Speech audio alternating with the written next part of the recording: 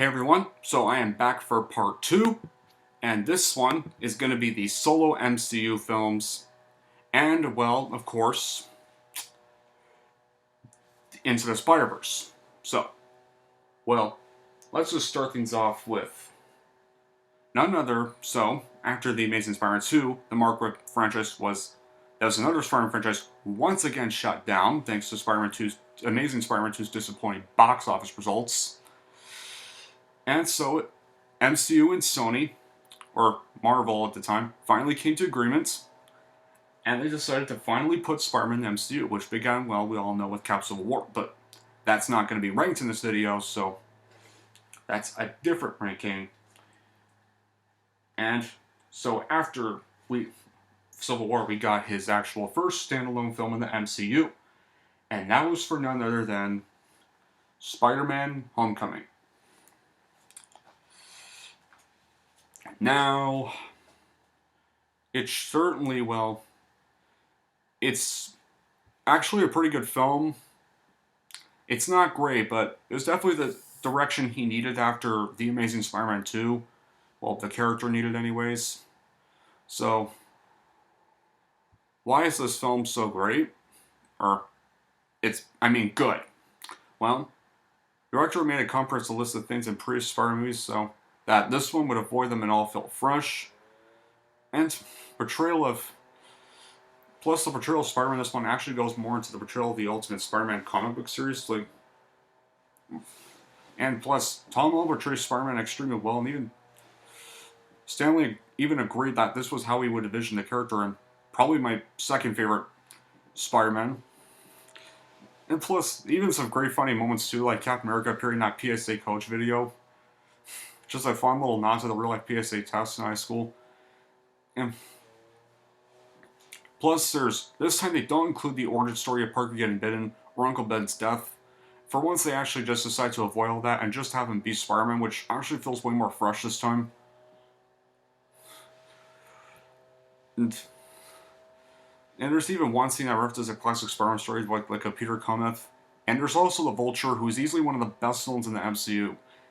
Especially considering the fact that he's even played by Michael Keaton, who originally played Batman in the older Batman films, so it's nice to see him come back for a comic role, and that was for a villain, and we might actually be getting him as Batman again in a future DC film, so it'll be good to finally see him get that third Batman outing that we never got. Great visual effects as well as cool action, and tons of funny moments such as Spider-Man clumsily sweating towards people's houses and stopping that robber on his bicycle. And even the phrase, "if you're nothing without the suit, you shouldn't have it," is a good substitute typical with great power comes great responsibility. And great score composed by Michael Giacchino. The bad stuff? Well, so Michelle Jones, who is barely in advertising a lot, is barely even in the film. 8 years later, signed as a huge continuity error because, well, Civil War took place a few months actually before it. Literally, so.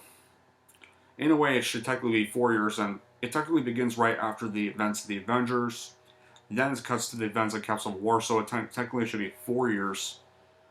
But it was confirmed, thankfully, that 8 years later was just a typo mistake. So, and the action sequences can be a little hard to see at times, especially like the climax.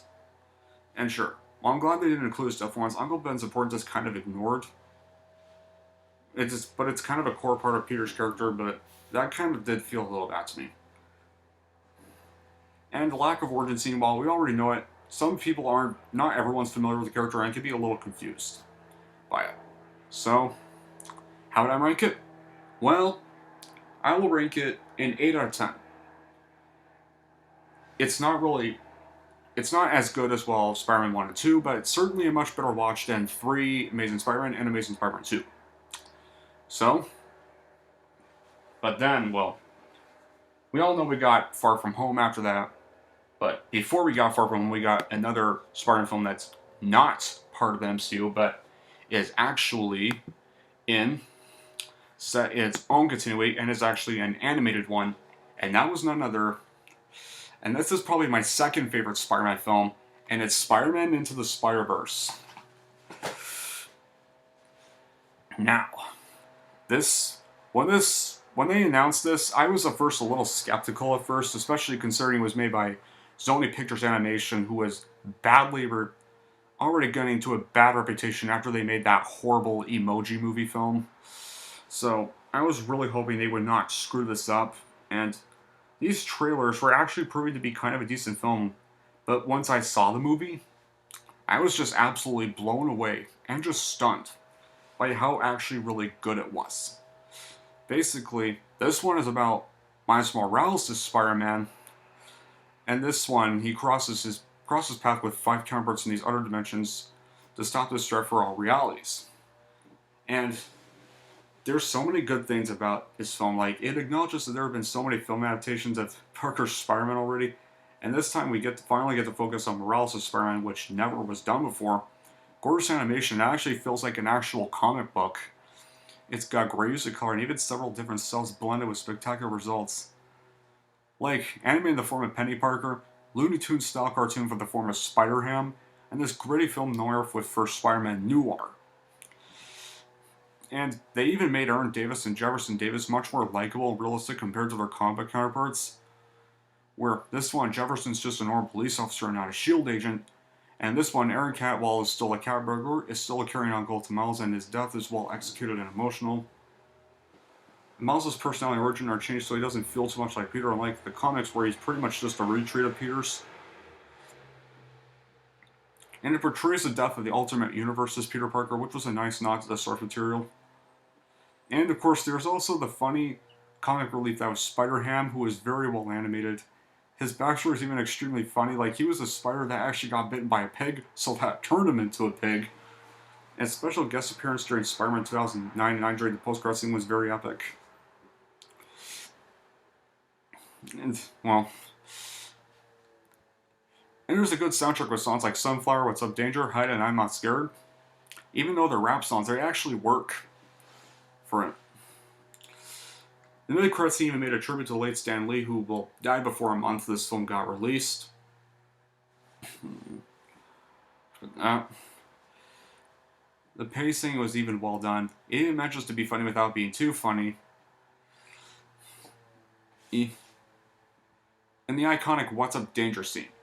Now, I think there's like 2 bad qualities. Like, the strobe lighting can be a little too bright, and there's some songs that don't fit when the scenes are played in, but all in all, this was easily my second all-time favorite Spider movie, and I'm gonna flat out rank it a flat out 10 out of 10.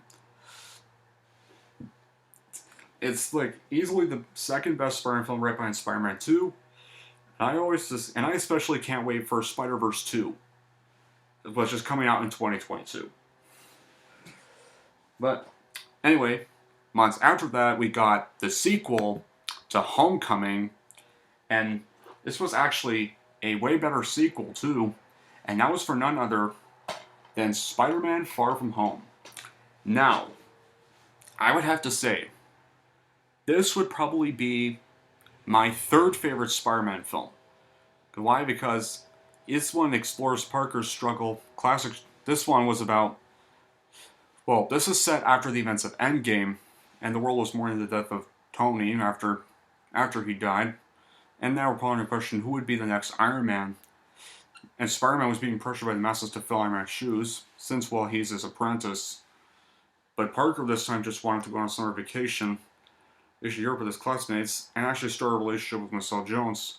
But this vacation quickly goes wrong when these elementals attack Europe, and Nick Fury recruits Spider-Man to fight the threat alongside this new hero in town, and that's Mysterio. Well, technically, he's not really a hero.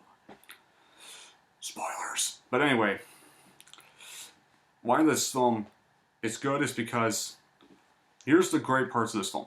It explores Parker's classic struggle with balancing his super life with his daily life as they constantly interfere with each other. And Mysterio is an awesome villain, painfully betraying the character's roots and fraud, who uses the illusion to trick people, well, stuff. And it even works as a message about how the masses can be manipulated by media so easily in modern times. And thankfully, Michelle Jones was given actually a larger role and was given somewhat better character development compared to Homecoming. There's some plenty of fun moments. Oh yeah, and J.K. Simmons' cameo at the very end as J. Jonah Jameson was perfect. Great way. Love that he got him to come back for the ending scene that I won't really give away yet. There's entertaining action scenes too. And the soundtrack's even a step up from its predecessor. I reference the Ultimate Spider-Man comics. And also,